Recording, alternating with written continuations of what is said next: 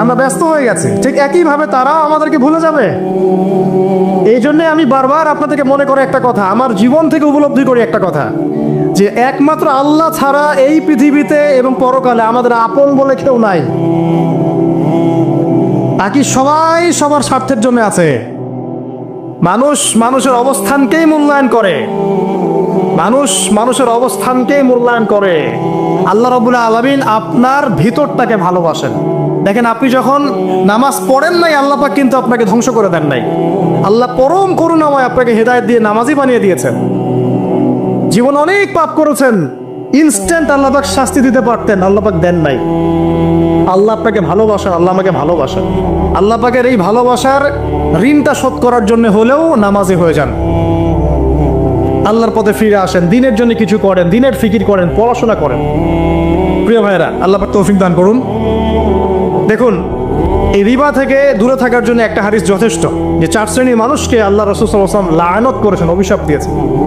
ইনশাআল্লাহ আজকের লেকচার যাদের কানে যাবে, আমরা যদি না খেয়েও মরে যাই, আল্লাহ পাক না খেয়ে মারবেন না ইনশাআল্লাহ। রিজিক আছে, খাবো ইনশাআল্লাহ। কিন্তু হয়তো বা অভাব হবে, টাকা পয়সা একটু কম হতে পারে, অন্যের 10 তলা ফ্ল্যাট হবে, আমার হবে না, ঠিক আছে, অন্যের এত বিঘা বিঘা জমি আমার হয়তো হবে না। কিন্তু ইনশাআল্লাহ তাআলা এই যে দুনিয়ার মুসাফিরের জীবনটা, এটা মুসাফিরের জীবন না?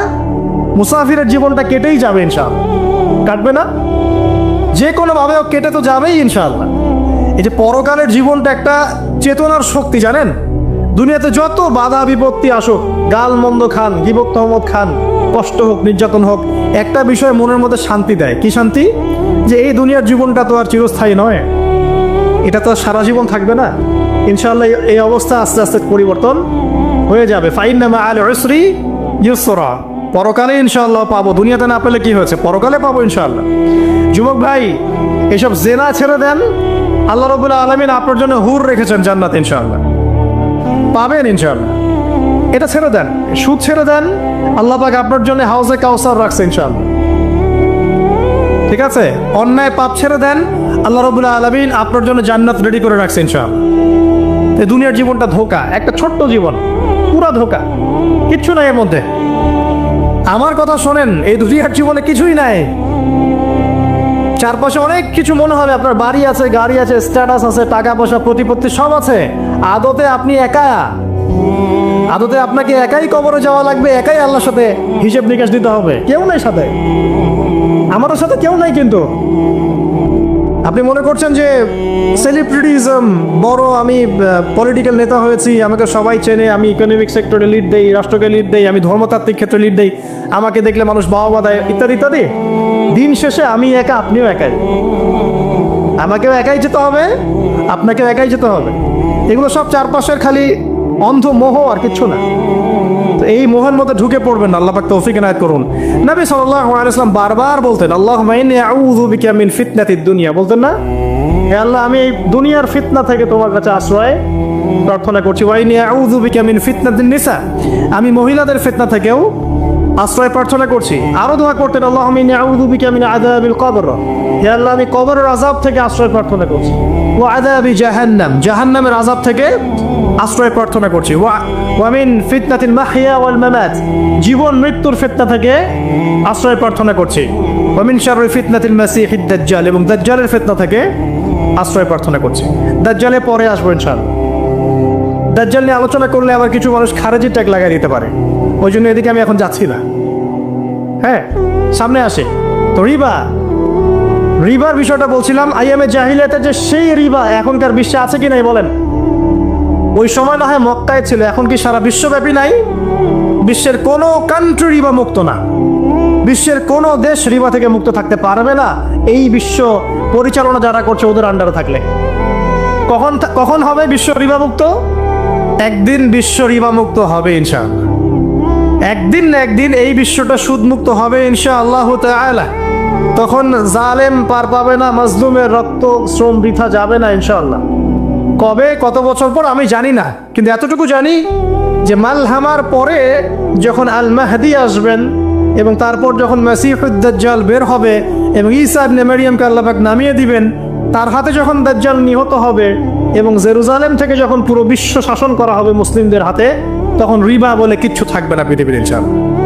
তার আগ পর্যন্ত এই অবস্থা সলভ হবে কিনা আমরা জানি না, হতেও পারে নাও হতে পারে, তবে ওই সময় যে হবে নিশ্চিত ইনশাআল্লাহ। আসুন, আইয়ামে জাহিলিয়াতের আরেকটা বড় পাপ ছিল যে এক ভাই বলেছেন, সেটা হচ্ছে নারীর অবমাননা। কে বলেছে এই কথাটা? সামনে একজন। হ্যাঁ, আইয়ামে জাহিলিয়াতের অন্যতম একটা সেরা পাপ ছিল কি? নারীর অবমাননা। এটা নিয়ে কি বলতে হবে? এখন ধর্মের মধ্যেও আমরা নারীদেরকে অবমাননা করছি। বহু নামাজি ব্যক্তি আছে আমাদের মধ্যে, দেখবেন বোনের সম্পত্তি দেয় নাই, মেয়েকে শিক্ষিত করতে চাচ্ছেন না। কেন চাচ্ছেন না? ওর কি অধিকার নাই শিক্ষার? আপনি কি জানেন যে আয়েশা রাদিয়াল্লাহু আনহার কাছে বহু সাহাবী হাদিসের তালিম নিয়েছেন, বহু হাদিস শিখিয়েছেন কে? মা আয়েশা রাদিয়াল্লাহু আনহা। তো তিনি যদি শিক্ষিত না হতেন শেখাতে পারতেন? তো মেয়েদের শিক্ষার দরকার আছে না? হ্যাঁ, কি বিষয় দরকার? তাদের উপযুক্ত পরিবেশ নিশ্চিত করতে হবে, নিরাপত্তা, পর্দা এগুলো নিশ্চিত করতে হবে। তারপরে মেয়েদেরকে আপনি অবশ্যই শিক্ষিত করবেন। ঘরের কোণায় বসে রাখতে কে বলেছে? আপনি নিরাপদ পরিবেশ দেন, পর্দা দেন, তারা মাদ্রাসা যাবে, পড়াশোনা করবে। ঠিক আছে? আল্লাহ পাক আমাদের মা বোনদেরকে শিক্ষিত করার তৌফিক দান করুন, আমিন। ভালো ভালো কোয়ালিটি সম্পন্ন মহিলা মাদ্রাসা গড়ে তোলেন। আর মেয়েরা যদি শিক্ষিত না হয় তাহলে আমাদের বাড়ির বউরা শিক্ষিত হবে না, আর বউ শিক্ষিত না হলে আপনি একা শিক্ষিত হয়ে লাভ দেয়। তখন ওই যে বললাম টর্চার সেল, ওই টর্চার সেলে ঢুকতে হবে আর কি। কথা বুঝতে পারছেন না? আগে বিয়ে শাদী করেন, বুঝবেন ইনশাআল্লাহ। আর যারা করেছেন তারা অলরেডি হাসছে যে মিটমিট করে দেন। ঠিক আছে? আচ্ছা, সামনে আসেন। দেখেন মেয়েদের অবমাননা কিভাবে দেখাবো। সবচেয়ে বড় অবমাননা হচ্ছে ওদের দেহটাকে আমরা এখন পণ্য বানিয়েছি। এই যে পর্নোগ্রাফি দেখেন, এই মেয়েগুলোর ইজ্জতের কোনো দাম নাই। মানে তাদের দেহটাকে একটা ব্যবসার সামগ্রী বানানো হয়েছে। এবং আমি একটা লেকচার দিয়েছিলাম ঢাকায়, নীল দর্পণ, দেখবেন অনলাইনে আছে। ওখানে আমি স্ট্যাটিস্টিক দেখিয়েছি যে সারা বিশ্বে এই যে আমেরিকায় শুধুমাত্র $12 বিলিয়ন ব্যবসা করে পর্ন দিয়ে। এটাকে ব্যবসা, একটা ইন্ডাস্ট্রি। যেমন ফিল্ম ইন্ডাস্ট্রি আছে, তারপরে গানের ইন্ডাস্ট্রি আছে না, এরকম একটা ইন্ডাস্ট্রি হচ্ছে এই পর্ন ইন্ডাস্ট্রি। এখানে সবাই অ্যাক্ট্রেস, এরা হচ্ছে অভিনেতা অভিনেত্রী। এখানে যা দেখানো হয় এগুলো কিন্তু রিয়েল না, বাস্তব না, সব ফেক। বুঝতে পারছেন না কথা? এগুলো অভিনয়, এগুলো ফেক। এবং এটা একটা ইন্ডাস্ট্রি, এর মধ্য দিয়ে মেয়েদের দেহটাকে পণ্য বানিয়ে সারা বিশ্বে ব্যবসা করছে। এবং এর একটা অন্যতম উদ্দেশ্য হচ্ছে মুসলিম যুবকদের ঈমান যেন নষ্ট করা যায়। কারণ মুসলিম যুবকদের ঈমান চলে গেলে তারা নিশ্চিন্ত, ওদের পথে আর কেউ বাধা নাই। কারণ ওদের এই জুলুমের পথে বাধা যদি কেউ দিতে পারে তাহলে কারা দিবে? মুসলিমরা। আর মুসলিমদের মধ্যে সবচেয়ে শৌর্য বীর্য কাদের মধ্যে থাকে? যুবকদের মধ্যে। তো যুবকদের ঈমান যদি চলে যায় তাহলে এদের আর কোনো সমস্যা নেই। তো এই বিষয়টা খেয়াল করবেন যে এটা একটা ইন্ডাস্ট্রি। সো এখানে আমরা মেয়েদের দেহটাকে আমরা কি বানিয়েছি? পণ্য বানিয়ে দিয়েছে। আর এখন তো চলছে কাপড় খোলা সংস্কৃতি। প্রত্যেকটা সেক্টরে আপনি গিয়ে দেখবেন মেয়েদের ইজ্জত, সম্মান, আব্রুটাকে উন্মুক্ত করে এটাকে দিয়ে আমরা বিজনেস করছি আর কি। এটাকে বিজনেস। এখানে সমাধান কি? সমাধান আয়েশা রাদিয়াল্লাহু আনহা। সমাধান কে? সমাধান ফাতিমা রাদিয়াল্লাহু আনহা। সমাধান কে? সমাধান খাদিজা রাদিয়াল্লাহু আনহা। আমাদের মা, আমাদের বোন, আমাদের স্ত্রীদেরকে তাদের মতো করে মানুষ করতে হবে, গড়ে তুলতে হবে ইনশাআল্লাহ। দেখবেন নারীর সত্যিকারের সম্মান নিশ্চিত হবে ইনশাআল্লাহ। ইসলাম কি কখনো বলেছে যে মেয়েরা কাজ করতে পারবে না, পড়াশোনা করতে পারবে না ইত্যাদি? এই নাস্তিকরা তো ঠুনকো যুক্তি দিয়ে আক্রমণ করে।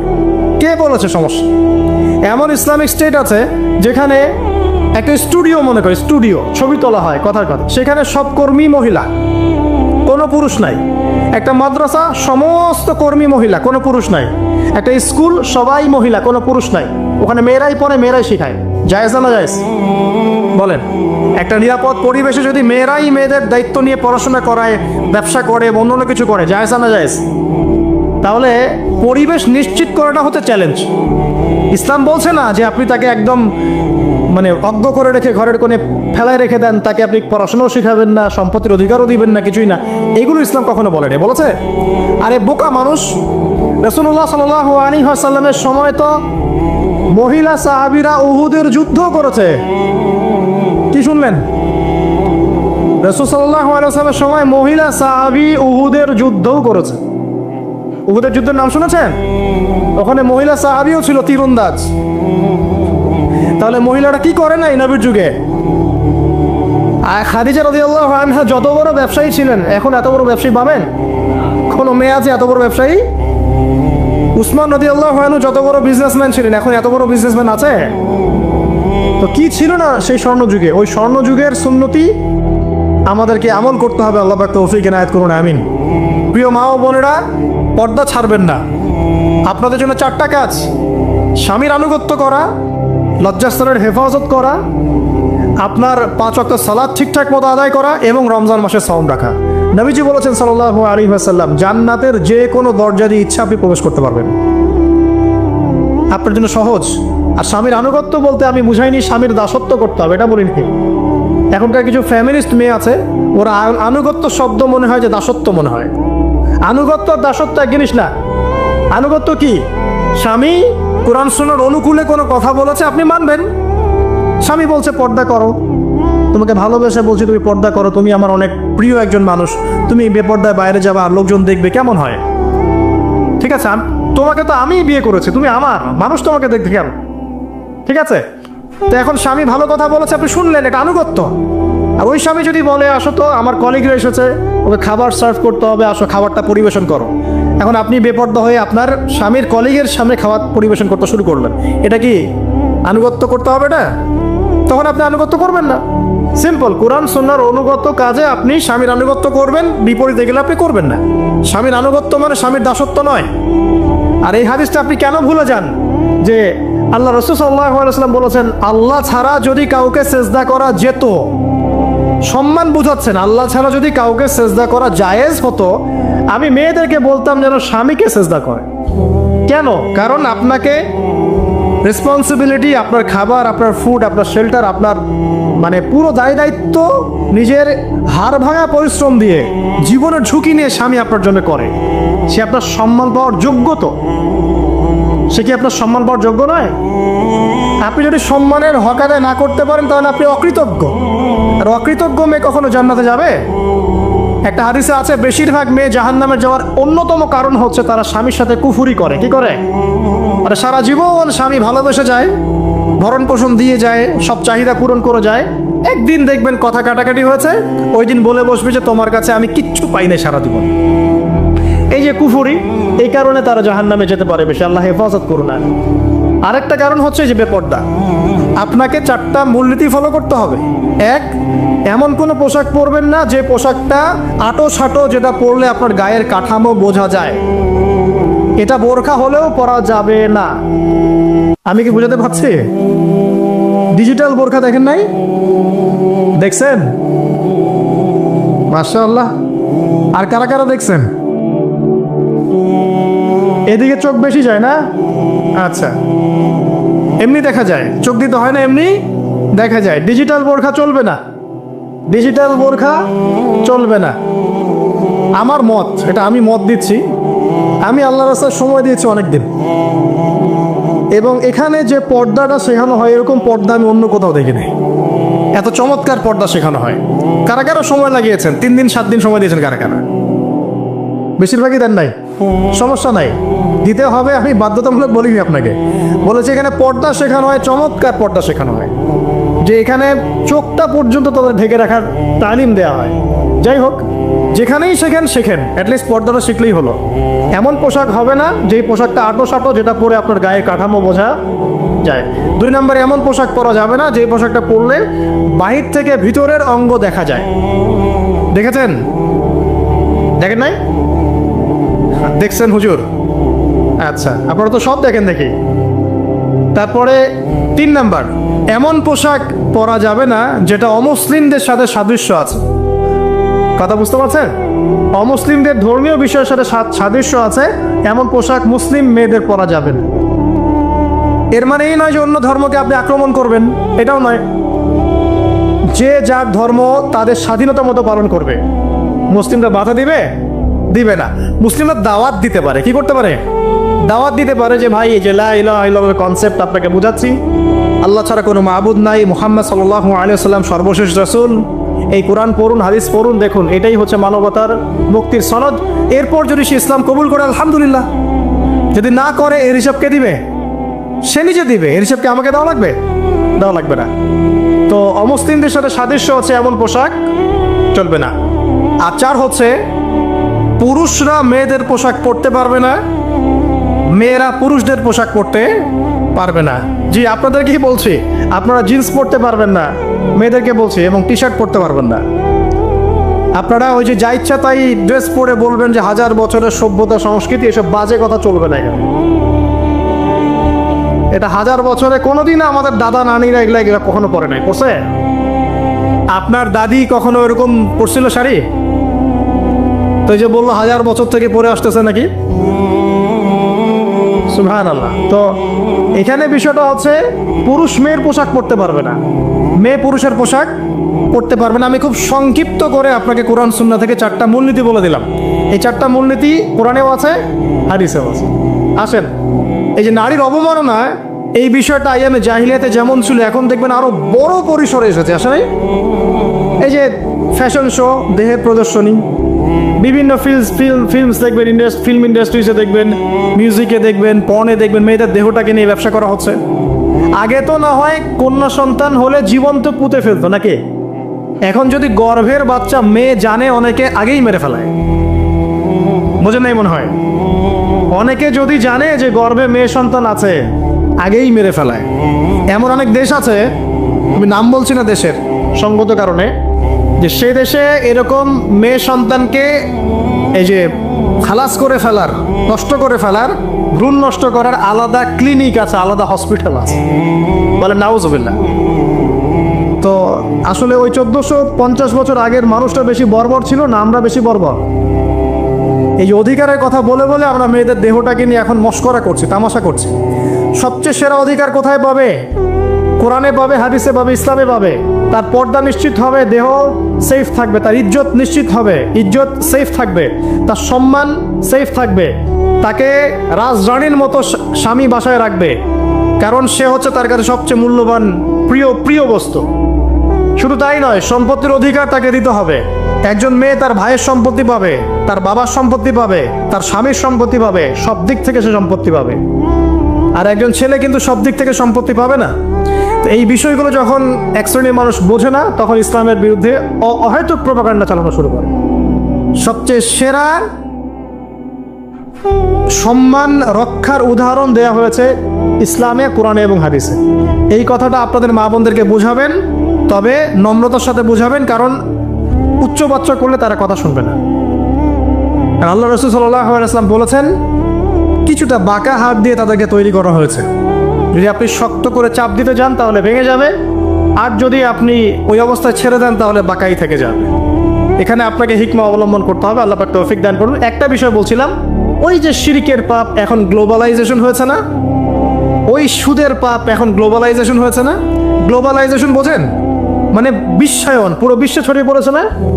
আরেকটা হচ্ছে এই যে মেয়েদের অবমাননা, এটা সারা বিশ্বে ছড়িয়ে পড়ে নাই। আচ্ছা, আর দুটা বলবো, এরপর বলে আমি শেষের দিকে যাচ্ছি। আসেন, একটা হচ্ছে মাদক। আইয়ামে জাহিলিয়াতের অন্যতম সেরা পাপ ছিল কি? মাদক। ওই যে বলছেন জাহিলি যুগ, কেন বলছেন জাহিলি যুগ? বিকজ ওইখানে মাদক খেত মানুষ বেশি। এখন বলেন, ওখানে না হয় মক্কায় মাদক খেত মানুষ, এখন সারা বিশ্বে মাদক ছড়িয়ে পড়ে নাই? বেশি না কম? এখন এই যে নতুন নতুন মাদক আসছে, ইয়াবা, আরো নাকি কি কি আসছে নতুন নতুন, আমরা নামও জানি না। এই যে গাজার নাম জানি, ফেন্সিডিলের নাম জানি, আর কি কি আছে? হিরোইন বলেন আর দু একটা, আফিম, আর কি আছে? হ্যাঁ, রেন্ডি, সুবহানাল্লাহ, এই নামও কখনো শুনি নাই আমি। আচ্ছা শোনেন, বিষয়টা হচ্ছে, দেখুন এই বিষয়টা কি হালাল না হারাম? আচ্ছা, এটাকে যদি আমরা হালাল করে নেই তাহলে কি হবে? কুফরি হবে না শিরক হবে? শিরক কুফর দুটোই হচ্ছে। কিন্তু এখন মক্কার কিছু মানুষ মাদক খেয়েছে বুঝলাম, আল্লাহ রাব্বুল আলামিন ধাপে ধাপে এখান থেকে বের করেছেন। প্রথমে বলেছেন মদ খেয়ে নামাজের ধার কাছে যেও না। হ্যাঁ, তারপরে বলেছেন এই যে মাদকে কিছুটা উপকার আছে কিন্তু বেশি ক্ষতি। তারপর বলেছেন খেয়ে নামাজের কাছে যেও না। তারপর ধাপে ধাপে শেষের দিকে এসে আল্লাহ পাক বলেছেন যে এটাকে ছেড়ে দাও। সূরা মাইদায় পড়ে দেখেন, এটা শয়তানের কাজ। তখন সাহাবায়ে কেরাম রাদিয়াল্লাহু আনহুম পুরোপুরি মাদক থেকে নিজেদেরকে মুক্ত করলেন। এরপরে কি কখনো তারা মাদক ছুঁয়েও দেখেছেন? বরং মাদক দ্রব্য সেবন করলে 40টা লাঠি বেত্রাঘাত করতে হয় ইসলামিক শাস্তি। কয়টা লাঠি? আর ওমর রাদিয়াল্লাহু আনহুর সময়ে 40 লাঠিকে বাড়িয়ে 80 লাঠি করা হয়েছিল। কত লাঠি?